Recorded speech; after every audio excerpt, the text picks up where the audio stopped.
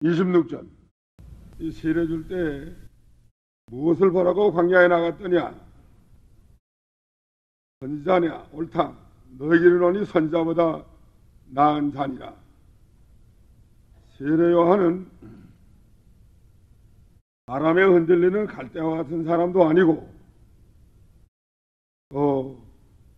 부드러운 옷 입는 사람도 아니라고 그랬습니다. 하나님의 뜻에 의해서 움직이고 의를 세워나가기 위해 생명 내놓고 나간 세례 요한이고 선지자보다도 나은 자니라. 세례 요한은 선지자보다도 나은 자라 그랬습니다. 왜 나은 자냐? 27절 기록된 바 보라 내가 내 사자를 네 앞에 보내노니 그가 네 앞에서 네 길을 예비하리라. 그리스도의 앞잡이가 되었기 때문에 선지자보다 큰 자는 그리스도의 앞잡이, 길잡이. 예수 그리스도가 이 세상에 오시게 되어 있는데 그 앞잡이로서 예수 그리스도를 세상에 보내게 되어 있습니다. 그렇기 때문에 큰 자는 하나님의 아들이 이 세상에 올 때에 그 앞에 서서 세상에다가 그를 소개하고 예수님이 하나님의 아들이 오늘 길을 예비한 사람이야말로 선지자보다 큰 자입니다. 28절 읽어보세요. 여자가 낳은 자 중에 세례 요한보다 큰 이가 없도다 그랬습니다. 세례 요한이가 제일 크답니다. 여자가 낳은 자 중에 세례 요한이가 왜 제일 커요? 제일 큰 이유. 하늘나라에서 큰 자는 하나님의 나라를 위해서 봉사 제일 많이 한 사람이 큰 자라고 그랬습니다. 마태복음 큰 자, 마태복음 20장 26절 많이 섬기는 자, 종살이 많이 한 자, 하늘나라를 위해서 많이 섬기는 자가 큰 자고 종살이 많이 한 자가 큰 자라고 그러죠. 세례 요한이 하늘나라를 위해서 제일 많이 섬겼고 예수님을 세상에 소개했으니까 얼마나 많이 섬겼지. 얼마나 많이 봉사했지. 그러나 하나님의 나라를 위해서 봉사 제일 많이 한 사람, 희생봉사, 봉사리 제일 많이 한 사람이 하늘나라에는 큰 자입니다. 세례 요한이가 하나님의 나라를 위해서 제일 중요한 일, 정말 그리스도가 올 때 앞잡이 노릇한 거, 앞에 서서 길을 예비한 거, 제일 중요한 일을 세례 요한이가 했다는 거예요. 그래서 여자가 낳은 자 중에 제일 큰 자고, 그 다음에는 진리를 제일 많이 가지고 있었기 때문에 큰 자입니다.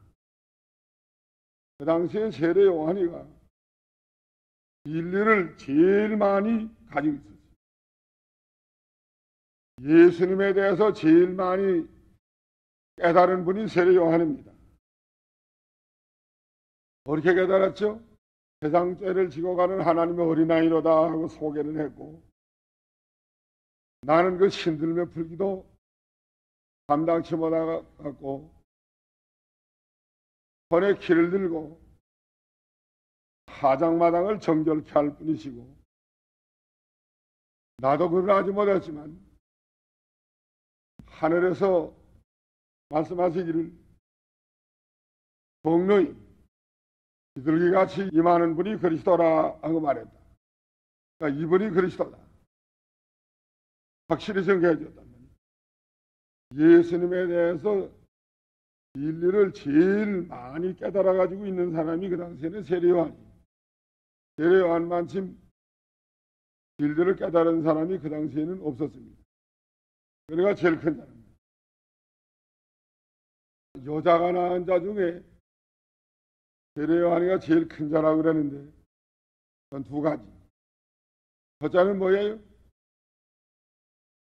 하늘나라 운동, 구원운동에 있어서 제일 많이 봉사하고 수종 들고 가장 희생봉사 많이 한 사람이 하늘나라에는 큰 자고, 또 진리를 제일 많이 가지고 있는 사람이 큰 자예요.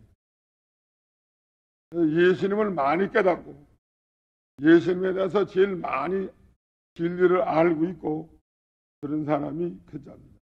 그래서 여자가 낳은 자 중에는 세례 요한이가 제일 크답니다. 그러나 하나님의 나라에서는 지극히 작은 자라도 그보다 크니라. 하나님의 나라는 이걸 박태선 씨는 세례 요한이가 지옥 같다고 그랬습니다. 하늘나라에서는 지극히 작은 자라도 세례 요한보다 크니까 하늘나라에 세례 요한이 없단 말이에요. 그래서 지옥 같다 이렇게 말했는데, 여기 하늘나라는 신학교회 시대를 가리키는 거야. 교회 시대. 신학교회를 하늘나라로 말하는 데가 많이 있습니다. 이 다음에 천국 가도 하늘나라고, 또 헐론 왕국도 하늘나라고, 신학교회를 하나 천국이라고 말하는 데가 많고, 또 우리 마음속에 이루어지는 천국, 너희 속에 있나니라. 천국에 대해서 여러 가지로 예수님께서 말씀을 했다는 거예요. 여기 하늘나라는, 하나님의 나라는 이건 신학교회 시대를 가리킵니다. 신학교회 시대에 있어서는 지극히 작은 자라도 세례 요한보다 크다.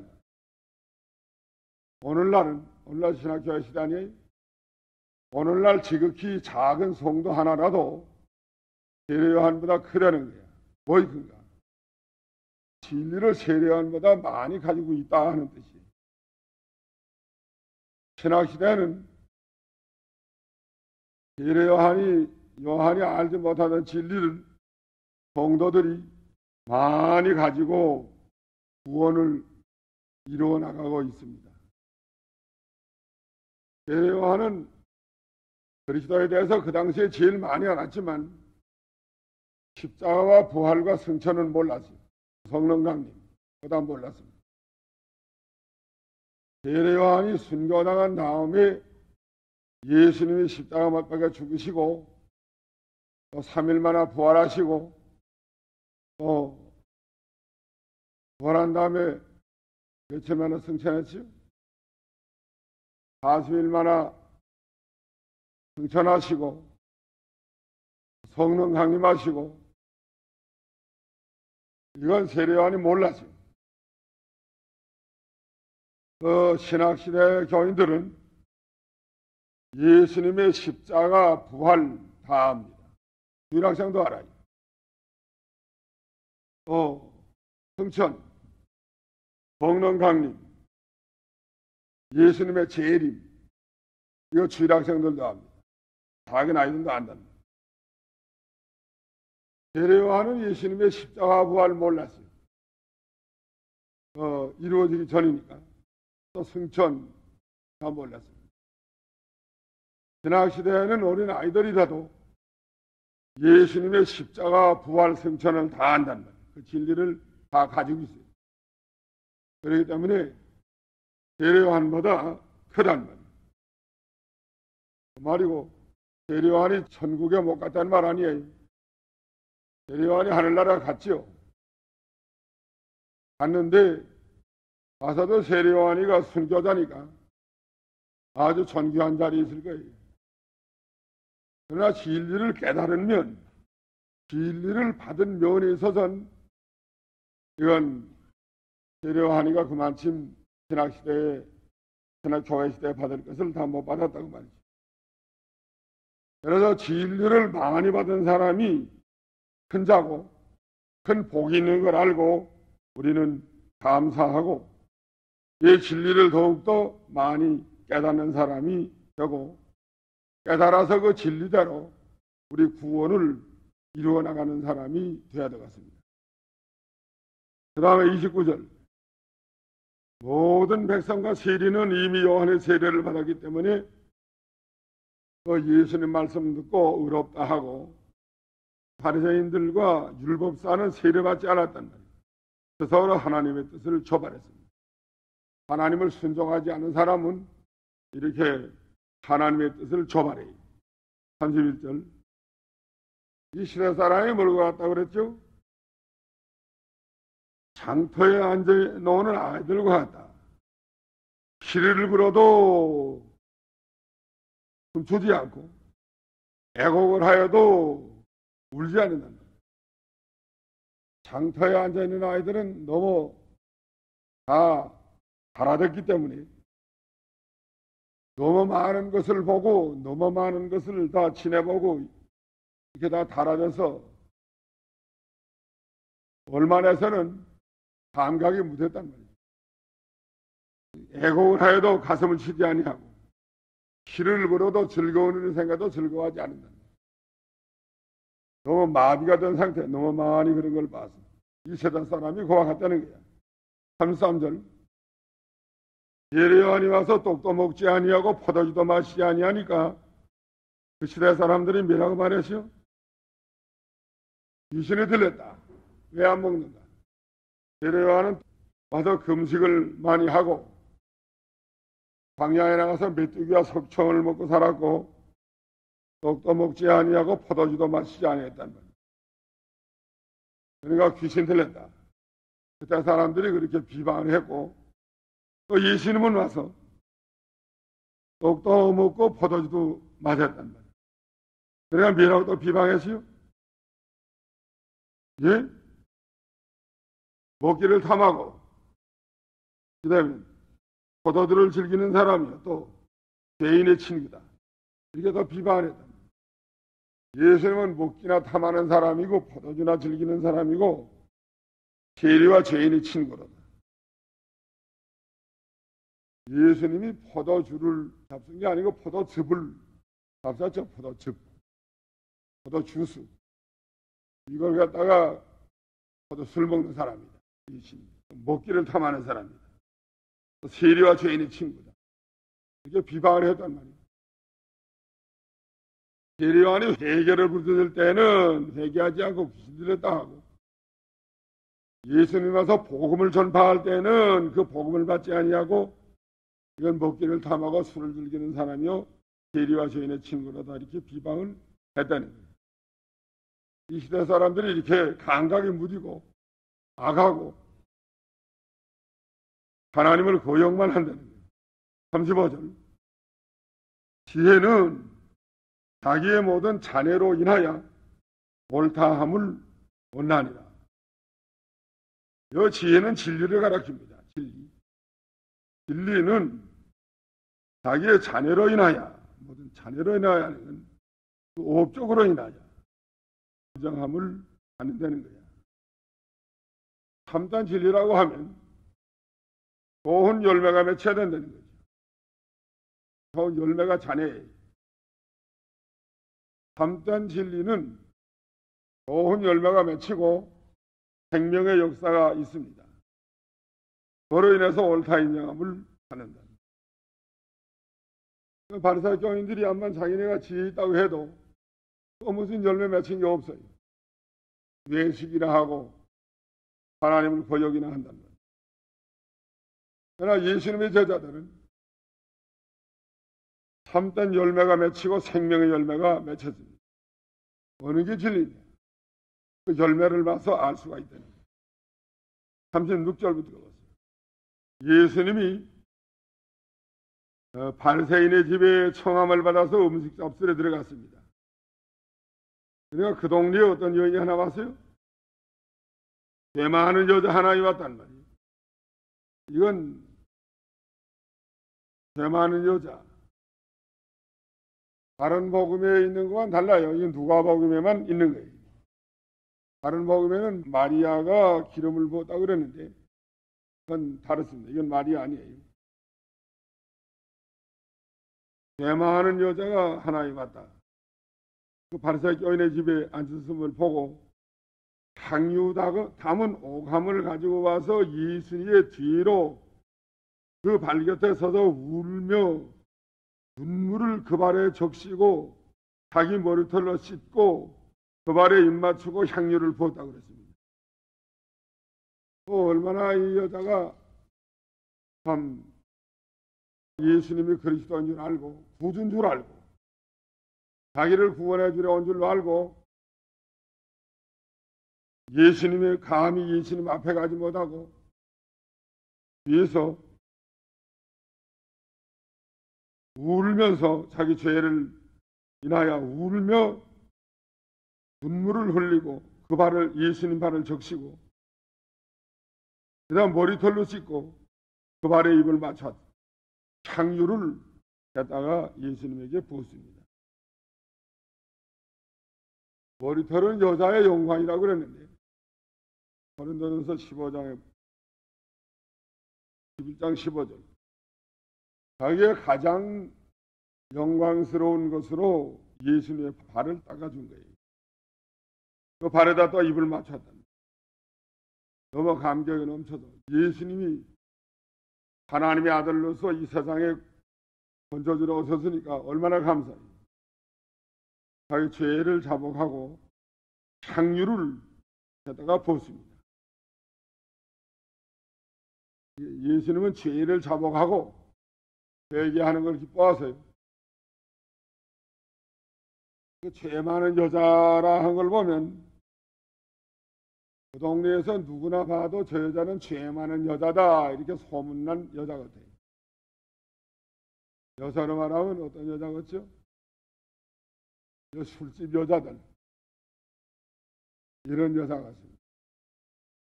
이렇게 인정을 받는 그런 여자 같아요.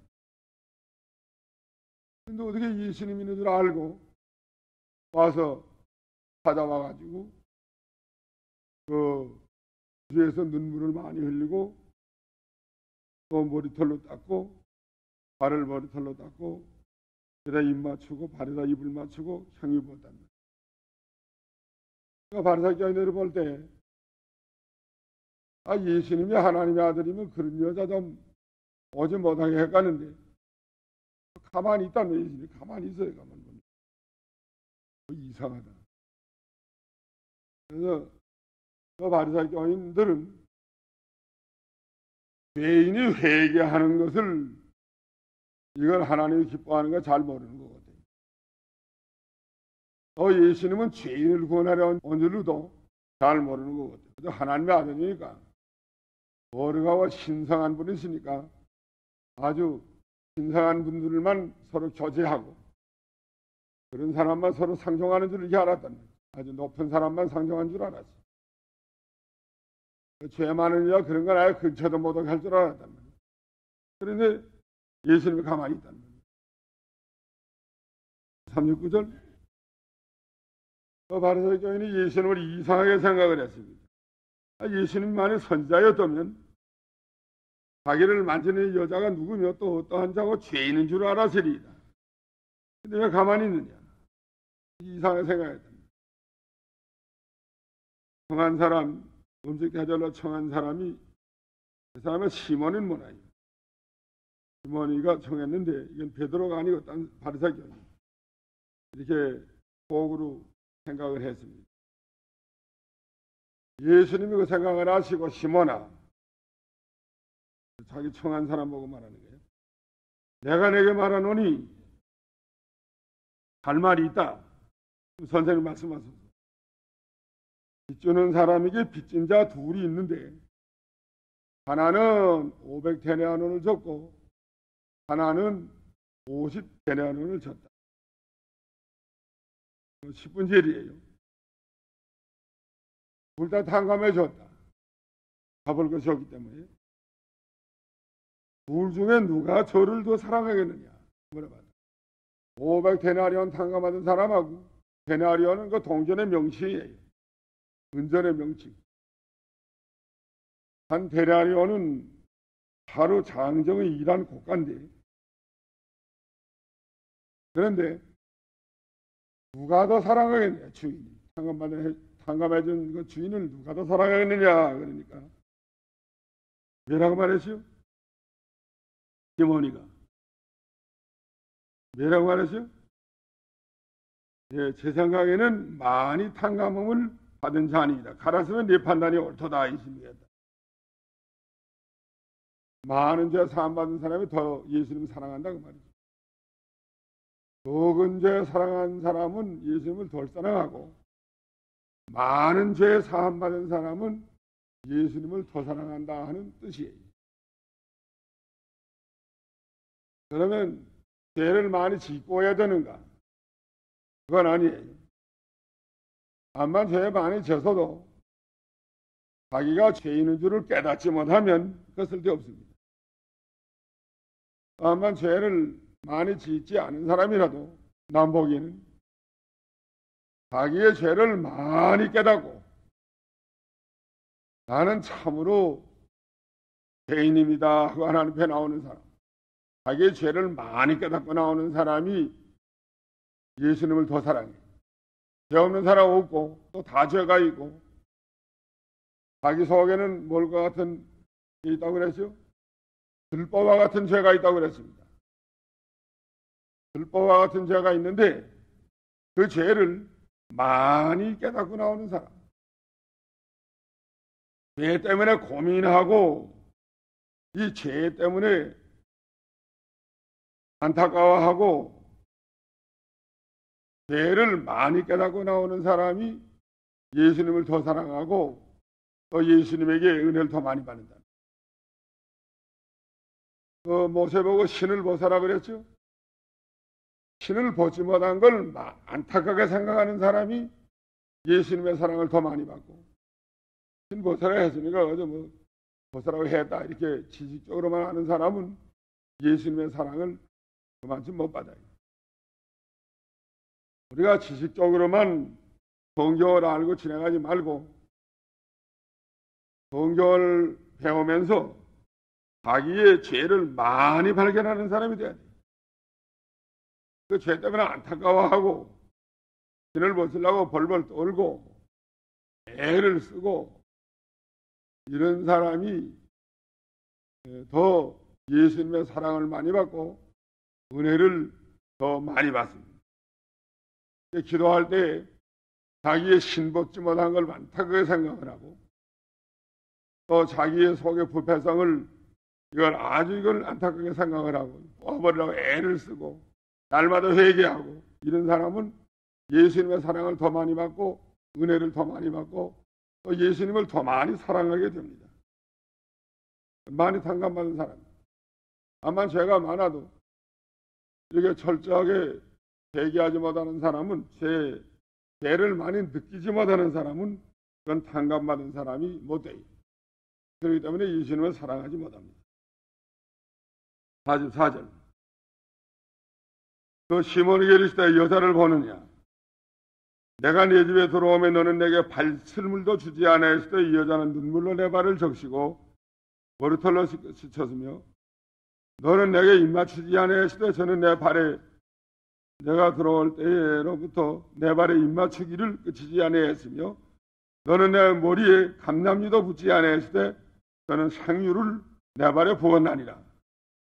이런 거로 내가 내게 말하노니 저희 많은 죄가 사하여졌도다.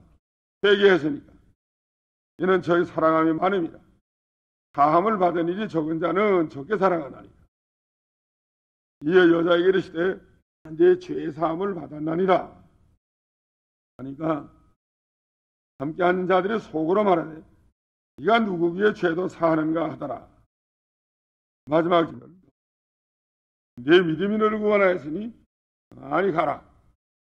회개하고 돌아오는 사람에게 구원해주는 예수님, 죄를 사해주시고 구원해주시는 예수님이십니다. 오늘 여기까지 합니다.